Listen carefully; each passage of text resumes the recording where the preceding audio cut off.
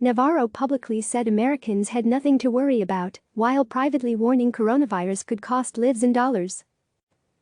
White House trade advisor Peter Navarro publicly said Americans had nothing to worry about, while he privately warned the White House that the coronavirus pandemic could cost trillions of dollars and hundreds of thousands of American lives. Navarro circulated 2 memos at the White House in late January and February, warning that a full-blown coronavirus outbreak would leave American lives and the economy vulnerable. But Navarro, a frequent surrogate for President Donald Trump and his administration on television, continued to present a far more optimistic message in public, CNN's KFile found after reviewing Navarro's interviews, statements and writings. In the January 29 memo, Navarro wrote that the increasing probability of a full-blown COVID-19 pandemic could infect as many as 100 million Americans and kill as many as 1 to 2 million souls. That same day, in which the coronavirus task force was also formed, Navarro made no mention of the possibility when asked a question about the impact of the coronavirus while appearing on CNBC promoting the USMCA trade agreement. Not to jump too quickly to the impact of the coronavirus, but obviously there's the fear that it's going to unwind some of the potential benefits of Phase 1, CNBC's Carl Quintanilla said.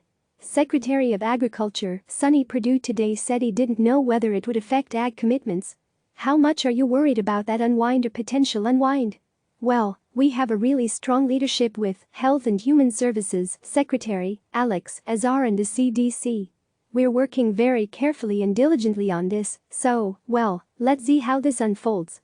This is not my lane per se, so I'm going to let others come on CNBC and inform that, Navarro said. But in the memo, Navarro had privately urged the White House to impose a travel ban on China. The White House imposed restrictions on, but did not ban, travel from mainland China on January 31, 2 days after the memo circulated.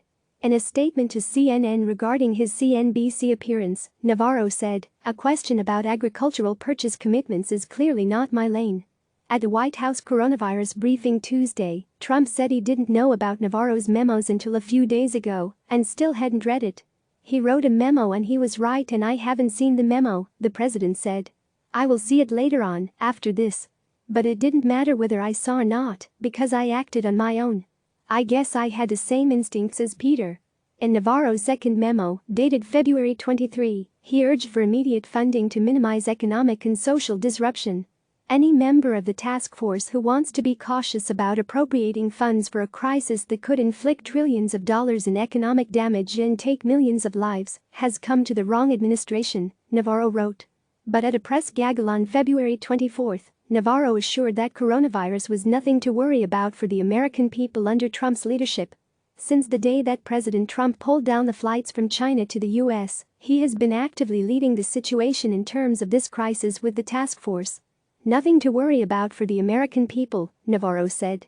"This country's done a beautiful job under President's leadership in terms of managing this situation. He's working on a daily basis with the task force, and we're taking steps to anticipate, what I like to say, where the puck's gonna be. We're skating there in defense of the American people and the American economy. So you can be sure you're that in great hands with the Trump administration." In a statement to CNN, Navarro defended his February 24 statement. "Nothing to worry about" indicates the American people should be confident in the strong leadership of President Trump handling the crisis, not the seriousness of the crisis itself. To suggest otherwise is simply mischief and fake news, said Navarro. Navarro continued to wave off concern that America's economy would suffer from the virus. On February 23, while appearing on Fox News' Sunday Morning Futures, Navarro said that the American economy was not particularly vulnerable to what happens in China with the virus. "With respect to the economic impacts, Maria, I think what we have learned, with President Trump's tough stand on China, is that the American economy is extremely strong and not particularly vulnerable to what happens in China. So we're going to go about our business and try to get what we need in Trump time." During an appearance on the Hugh Hewitt Show, Hewitt asked Navarro if he agreed with White House economic advisor Larry Kudlow's assessment that there would not be an economic downside. Navarro said it was not likely to materially harm this economy. "I think if we learned anything in the trade negotiations with China, it's that our economy can be very, very strong in the presence of tariffs and reduced imports from China," Navarro said. "So the fact that China is struggling is not likely to materially harm this economy." Navarro added that the focus should be to address supply chains, including for pharmaceuticals, and to develop a vaccine, and suggested in the Fox News appearance on February 23 that in crises like this, we have no allies. Navarro also explained to CNN his answers on the economy. I was explicitly asked whether a slowdown in the China economy would harm the U.S. economy, and clearly responded no, because the U.S. economy is not highly dependent on China, Navarro said. I was not asked either explicitly or implicitly about the potential impact of a pandemic on the U.S. economy, and any suggestion by CNN that my comments pertained in any way to the possible economic impacts of a possible pandemic is misleading and irresponsible. Navarro had previously warned of a pandemic in his 2006 book, The Coming China Wars. China has become the world's prime breeding ground for new and exotic strains of influenza and other viruses, including both the deadly SARS virus and avian flu, Navarro wrote, without providing links to scientific evidence.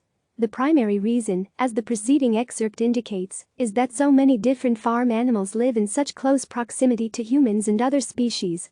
Navarro also echoed this statement after a Fox News host asked without a factual basis whether China created the virus as a potential biological weapon. Navarro did not address the specific question, but said that China will have to be held accountable for how that started, pointing to his book. The question of how this started ultimately has to be answered. I don't think now is necessarily the time to do that, cause what we have to do is fight the crisis first. But China will have to be held accountable for how that started, Navarro said on February 10. 14 years ago, in a book called The Coming China Wars that I wrote, I actually predicted a pandemic from a virus from China, precisely because of the way they run their country in terms of the animal husbandry practices. So whether it was bats or other things, I'm not really sure at this point, but I was very surprised that the Chinese ambassador did not answer that question. Scientists remain divided on the origins of the coronavirus, whether it stemmed from wild animals, for example. There is zero evidence that coronavirus was manufactured by a government. New research indicates that the virus came to New York earlier than previously known, and that it was brought by travelers mainly from Europe and not Asia, according to the New York Times. Navarro reiterated to CNN that the origins of the virus must be determined.